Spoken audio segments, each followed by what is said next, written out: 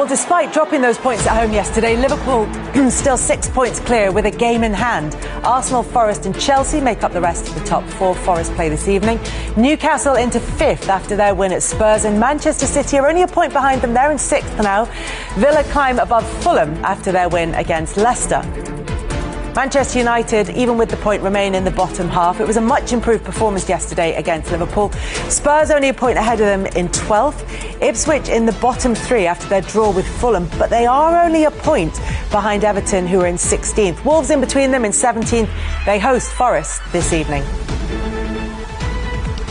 And with us today to look back on a busy weekend of action, Jermaine Defoe is here, Darren Lewis is here, and it was a real proper old-fashioned Liverpool-Man United game yesterday. Yeah. I mean, all we really needed was a kind of sending off, and it would have been almost perfect. It would have been a classic. But look, it was a very different performance from Manchester United, and it was a real off day for Liverpool, all of which added up to a great game. Yes, and going into the game, I'm sure that Man United fans, with the way it's been going for United, would have been a little bit worried about the outcome of that game. But I thought that they've got to get a lot of credit for Man United, especially that midfield, which finally looks like it could work with Kobe Mainoo, Ugarte, and the way that Fernandes played. And then they went longer. They went longer. They changed it up a little bit, went longer. They were able to compete. And Liverpool at the moment, for whatever reason, and I think we saw it yesterday with maybe the form of like Trent, how Trent played and how they were able to get in there. And the form of Andy Robertson's a little bit worrying as well. They were able to breach them. They were able to get through Liverpool. I thought that Kobe Mainoo on Curtis Jones was like a mismatch in that game, you know, as much as I really love Curtis Jones. But I just thought that those Man United players, they really turned up for that game. Yeah, and that might be a sort of mixed blessing for Manchester United fans, because they'll look at that performance and think, where's that been? Where's that come from? I think that's the level. I think that's the level. I think there's no excuse now as players. I think when you go to Anfield, and in my opinion, it's probably the toughest places to go. But for me, that's the level. I think when you play like that, but they started the game really fast. I knew straight away, and it's a one-off game. You know, it's the game. You look at the fixture. If you're a Man United player, you know you want to play against Liverpool. If you're a Liverpool player, well, okay, when do we play Man United? But I think the middle of the pitch is key. You know, if you play, no disrespect, if you play Eriksen and Casemiro, you know, it's difficult for them to get around because the legs and that. But you know, Garte and Mainoo yesterday, I just felt like there was more structure. They started fast, and they looked a lot more confident. They look like a team that believe that you know what, we can get. It was a completely different performance. Yeah, even in terms of the individuals, because as you said, it's a difficult place to go and play football. It's Liverpool against Manchester United, wherever it's played is always intense. And yet, for the past few seasons, Darren, those pretty much same group of Manchester United players have not found that in them. Absolutely. No win in 9 before yesterday. And I'm going to be a little bit of a Grinch on this one because, as you say, I think they turned up. They turned up, you're absolutely right. But where were these players against Bournemouth, against Forest, against Newcastle, where they conceded 2 in the first half, could have conceded 5? Where have they been over the course of the defeats that have really put the spotlight on Amorim? If you look at the last 12 games, the only previous time they really did turn up at City, another big game against big opposition. They've become teams who don't want to do the hard work, the bread and butter. They want to play against the big players and in the big occasions where the spotlight is on. So I don't want to get too excited about them just yet. I want to see how they do against Southampton. Now, they should beat Southampton, but after that, they've got Brighton. If this team turns up and does what they did against Liverpool, against Brighton, then I'll start to get excited. But you know what was really interesting, Darren, to hear when you listen to Amorim speak, he's such a great communicator. I think he's a blessing. United have got him, especially with the way that Sir Jim Ratcliffe's acting at Ineos, you know, all the cutbacks. And he is the communicator which is keeping this place together. And he's the one that has said, everything here is too comfortable. When you hear him say it's too comfortable, you know what I mean? It's the minds, their minds. You remember you was talking about... Lissandro Martinez said it in the interview afterwards. He was asked, what's the difference? And he pointed to his head and said, it's all in the mind. That is what I believe that this manager will, if given time, which I'm sure he'll get, because we've seen what they're capable of doing. They've got to the mountaintop in respect of this performance. And like this Man United, this is where they have to be. And I think that with this manager, they'll probably get there. Well, when you think about when he was at Sporting, after his first season, there were just 3 players left of all the players that he had to work with in that first campaign. So many of them were shipped out in the summer. I look at the summer, you mentioned, for example, Eriksen and Casemiro, they won't be there next season. They're among many players who just don't have the legs to play in this system. But we saw that the system can work if the players are prepared to turn up. Yes. So let's see if they turn up after yesterday. I think you're probably best placed to talk about the Manchester United players and their mentality this season, because you were at Rangers at a time when the club had been rebuilding and you were challenging Celtic. There were games in the Scottish Premiership which you would have been expected to win, but you still had to turn up for them, and then you win the title there. You get back to where Rangers fans would have wanted you to be. Do you understand that kind of that switch in mentality that we saw from the Manchester United players? Yeah, I mean, there's an expectation, from.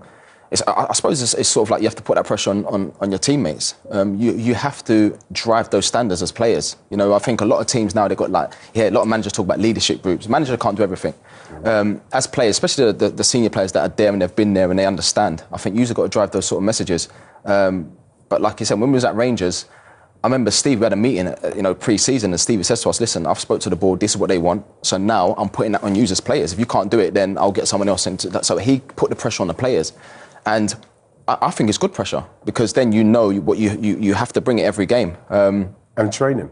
And training, because obviously, the training, and the managers made big decisions. You talk about Rashford and Garnacho and that, left at the squad, and he spoke about, the application in training. Your training links to the game. You don't just train for the sake of training. Everything you do in training links to the game on a weekend or on a Saturday. So he's made this big decision, but he's a great communicator, like Wrighty said. Yeah, and it does seem to be getting more out of the players, and that's what Martinez was talking about, this idea that they were right mentally for the game against Liverpool. But also, as much as he's a great communicator, Amorim, he also has persisted with this setup, with this structure, like you said, that we talked a lot about before he came in. He was sick of talking about even by the time they played Ipswich in their first game. But was that an indication yesterday of how well that can work, even with a group of players that maybe aren't perfect for that system? Yes, and this is why, if you're a Man United fan, you must be quite pleased thinking, you know what, I think we have got the right guy. We've definitely got the right guy. We want everybody, the execs upstairs, to now really back him and give him the players he wanted. They said, we want you here now, even though he said he wanted to come at the end of the season. And so he's here now, so they should give him the pieces what he wants, because I think that for him sticking to what he believes and getting in a midfield with legs in that Man United side, right? Obviously, there's still, the scoring, and with Højlund and with Xerxes, they've still got to sort out finishing. But from what he's trying to do, and again, like Kels, they did go long a lot yesterday, something like 80% I was reading. So he's willing to change it up for them to then go and win the ball in those areas and be first there and close down and high pressure and win the ball in areas where you could go and hurt them. I think that he's shown that he's capable of making a team do that. But then once he gets the players he wants, we'll maybe probably see I think real that's Man the key United. thing, because, look, as has been said over the past few weeks, he doesn't want to change that style. Now, OK, yesterday it worked against Liverpool. But the reason Liverpool didn't want Amorim, when they looked at who they could get, and obviously Xabi Alonso decided to stay at Bayer Leverkusen, then it was between Amorim and Slot, and they looked at Amorim. Amorim wanted to play the 3-4-3, and Liverpool said, we haven't got the players for that, and we want to continue with what we've done so far. We want to stick with that four at the back, so they went for Slot, and that's worked out superbly well. Yeah. The interesting thing about Martinez, who spoke so well yesterday, is there's an irony in that his finish was superb, but he's not paid to finish, he's paid to defend, and they've conceded 2 goals in each of the last, or more, in each of the last 4 games. I mean, I think it's something like 19 goals in the last 5 games or something. I think that defence is going to have to be reshaped.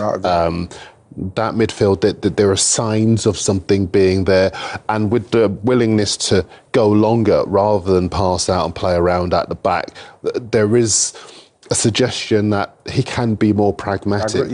But I still think other teams, even teams in the bottom half of the Premier League, are going to look at the fragile confidence of this side and say, Liverpool froze, off day for them, but we can still get at them. Let's see if they're ready to do that against the bread and butter teams. That's what's going to be really interesting, because between the Manchester City game that they won at the Etihad and that game that they drew yesterday at Anfield, it was a run of defeats for Manchester United against, as Darren said, teams that actually you would have given them a better chance of getting a result against. Yeah, but then it comes down to the mindset of the players.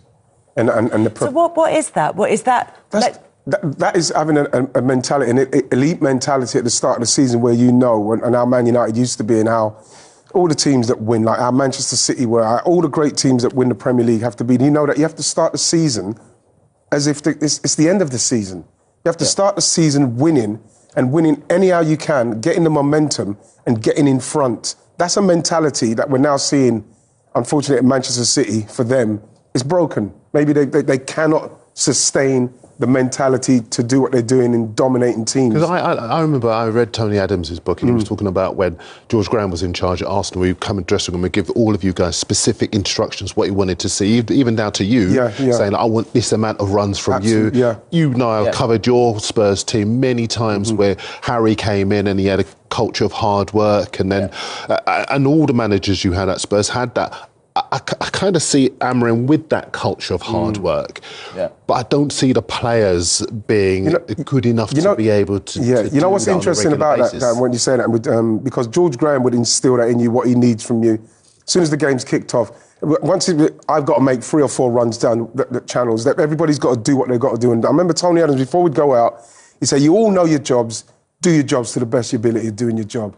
So if you do your mentality, Kels, is already in. I know exactly what I've got to do, and you go out and do it, and you put that team under that pressure. Then you break them, then you score, then you win, and then you relax. That is how you have to start a season, and that's how you have to try and continue through the season when the journey gets tough. That's quite interesting as well, because you think, who's that leader on the pitch? Who's the Tony Adams? Who's the John Terry who was at Chelsea? Who would have been in that Spurs team? Who would have been the leader on the pitch? We had Ledley. I mean, Yunus Kabul was an unbelievable communicator. So we had players. Obviously, myself, I became a senior. Yeah, you drive those standards, and that you weren't afraid to sort of like have arguments, because you've got that sort of relationship. I think now you look at a lot of teams, and it's too like the manager says we have to do this or we have to do this. Sometimes you might have to adjust it. You know, you might have to adjust it. And I think sometimes with a lot of teams, you look at Bruno Fernandes and that, you look at him, you think, okay, then are you the one that's sort of like, are you driving those sort of messages? Even though I thought he played well yesterday.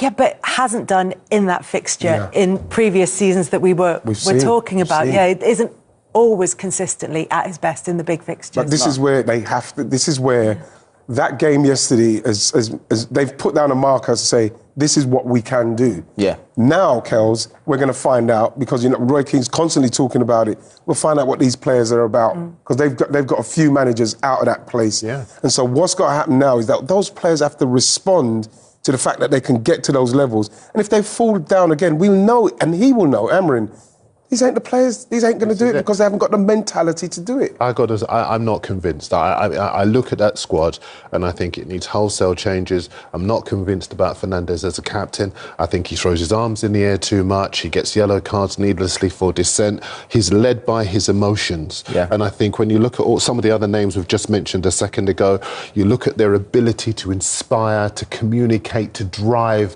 improvement on the pitch and send out the right messages. They're worlds away from Fernandes, who's a good player, but he's not a leader. I just don't think they've got enough with the ball. When you go to Anfield, listen, it's not easy, but if you get into sort of like a defensive structure, where you think, okay, then it's, people talk about 3-4-3, but it's 3-4 and they've got, 2 number 10s and a centre forward. Yeah. But then without the ball, if we can just get into a good shape, make sure the distance is right and just make it difficult to break down.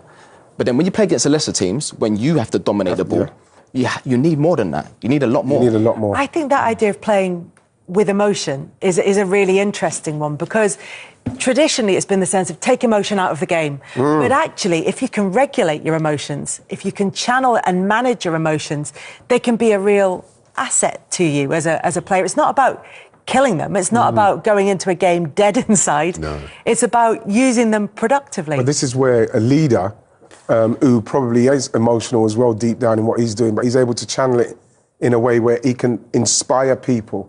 But with Bruno, who I still think has been magnificent since he signed for Manchester United, regardless of the petulance, which I was guilty of myself as well, so I'm not going to go too deep into that. But the fact is, we're talking about someone like Bruno, who is emotionally led, which you said, which is right, where Tony Adams and that are more business led, like, you know, they're more like... Lead by example. Exactly, But see, exactly. No, it's a really interesting point because I think he is emotional, but in a very different way. I remember John Terry, when Chelsea had the chance, when Spurs had the chance to win the league at Chelsea, and John Terry said, it's not happening on my watch. No chance. Yeah. And he sets the tone. He's the manager on the pitch. We talk about Roy. Roy was a fantastic central midfielder. He was driven by emotion and spite, but he was also business-like. He channeled it in the right way. You did not see Roy getting needless yellow cards at half-time, walking off with referees because you're complaining about decisions. He came out second half and wanted to put things right. I remember the Champions League semi-final, I think it was. Juventus. And he got the yellow card, it put him out of the final. And it was unbelievable after that. Unbelievable after that. Because he was able to challenge that emotion in the right way. Some players, I mean, I played with Ledley King. So quiet. But he led by example. David Beckham for England, you know, he led by example. You know, as young players, you know, David Beckham was one of those players that he would scream and shout in the change rooms, really calm and composed. But then on the pitch, or even in training, you'd watch him, he'd do extras after training. So a lot of things are caught, not only taught. So young players will see that and be like, okay, then maybe that's what we need to be like. It's unbelievable.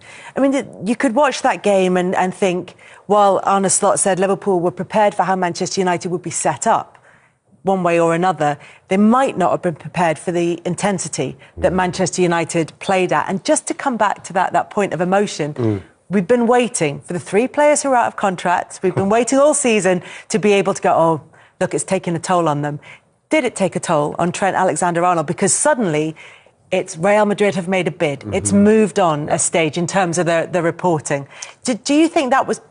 We're speculating, but do you think that could have been part of what was going on? Kels, no matter how good you are, how experienced you are, and he has won everything, he's done well coming through the academy, no one could tell me that with all the speculation about Real Madrid and what's going on, and they've made the bid and they've not made a bid, for a hometown boy to go to Liverpool, who's playing at Liverpool, that's somewhere along the line that's not going to affect you some way.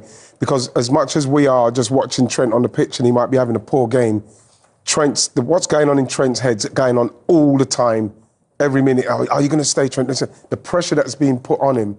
Now, for me, I still believe that the execs, the owners, the execs, whatever's happened, Kels, with people that might have moved on from the contractual side of things and recruitment, they have taken their eye off the ball for Trent Alexander, Mo Salah, and Virgil van Dijk, the 3 main protagonists in Liverpool Football Club, to run down their contracts. I cannot understand why it's all shifting onto Virgil and Mo and Trent as to what they're doing and the pressure that they're under to try and perform in this time. We're seeing it from Virgil, we're seeing it from Mo, but they're not like from the ingrained Liverpool City, which Trent is obviously feeling and what he's going through at the moment. Mo Salah's posted this picture as well, just in the last hour or so, where he very clearly knows exactly what he's doing. No comment, absolutely no explanation underneath. Just the 3 of them, which is, you know, very much in keeping with Mo's approach to this situation, which is actually, it has to be said, very different from how Trent Alexander-Arnold and Virgil van Dijk are handling it. Yeah, but the thing is, can I just say, different approach. Even Mo's celebration afterwards was a little bit more. He went twice, didn't he? I like it. I like what's going on. But see, I'm obviously, you two,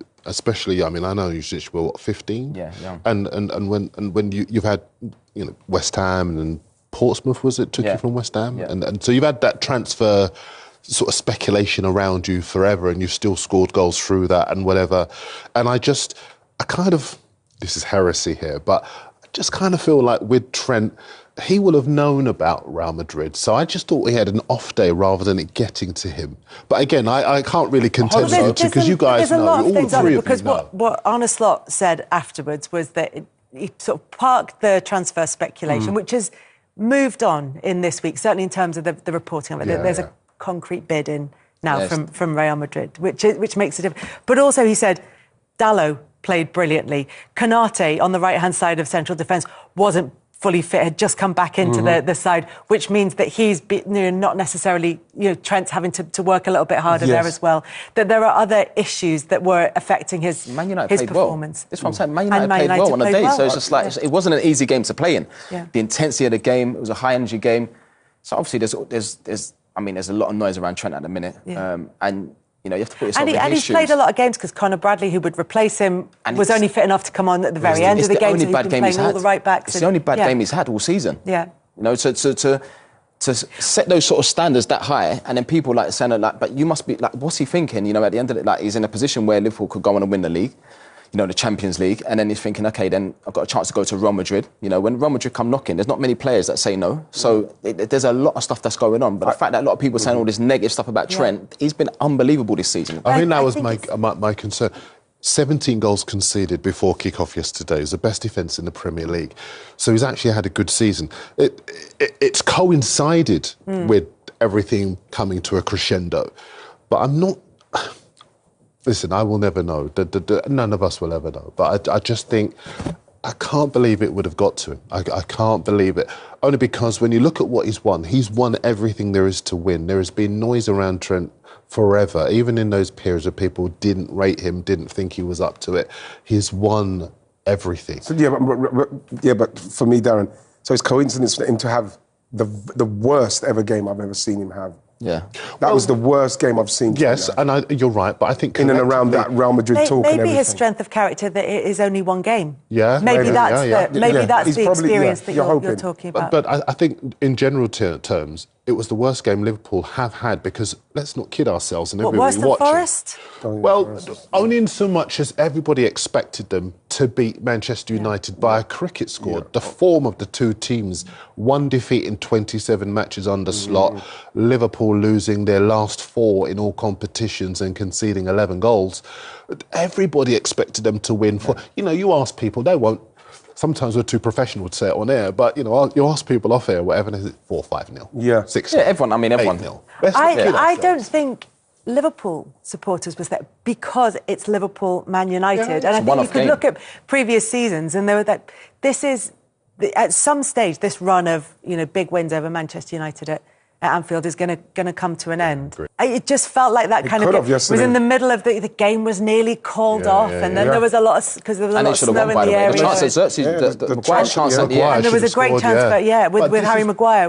I suppose on paper, I'm just thinking on paper. You look at that back three who was so poor against Newcastle the other night. Again, I said they scored a 2, could have had 5. Jacob Murphy on one side, Anthony Gordon on the other, and you're just thinking if Luis Diaz and Mo Salah pull Maguire and Martinez and De Ligt apart in the same way, it's just going to be brutal. Messy, but Liverpool as a team, maybe they believed in their own publicity. Maybe they looked at all of the headlines and Amorim saying, we're afraid of Liverpool and all of that kind of thing.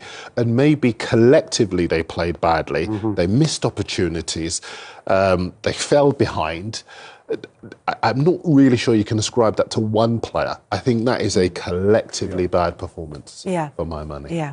And it's whether or not that's a one-off or whether or not they're going into a little dip, which they haven't had this season, and yet the other teams challenging for the league, most notably Arsenal, had theirs a little bit earlier on and looked. I'm Derek Ray. I'm joined for commentary by former Arsenal fullback Lee Dixon. And without doubt, a match with the potential to bring genuine excitement. It's Luton Town taking on Chelsea. Hi, Derek, thank you. Well, both managers will be reminding their players how important... Well, it could be on for him here. Is it going to be? Keeper getting the touch. And it's gone behind for the corner. Over it comes. Well, did his job defensively.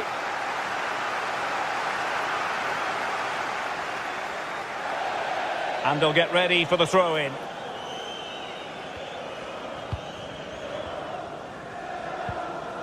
Pearson.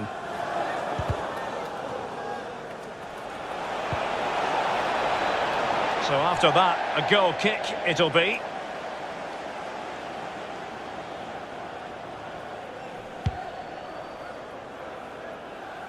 Well, pick your adjective where Hakim Ziyech is concerned. Explosive, I think, might be an approach. Can they take the lead here? And mistimed the run, sadly. That's offside.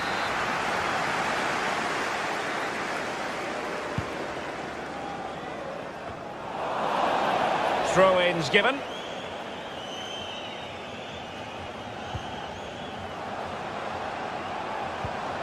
This looks promising. Well, it's the care and attention, all that work. And a blunder by the keeper. Werner. Promising attack, but his timing was off.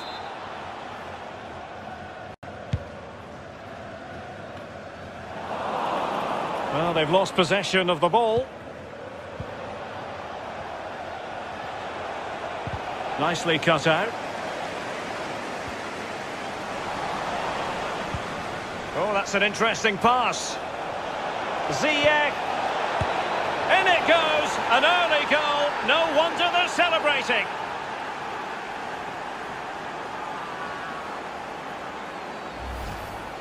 Well, as we look at this again, the keeper's every right to ask where his back line was, but 2v1 in the end. He's thinking now, is he going to pass or go round me? He's got no chance.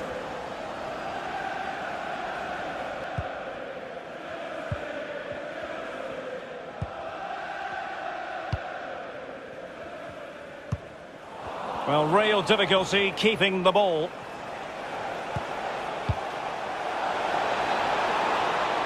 Ball's gone.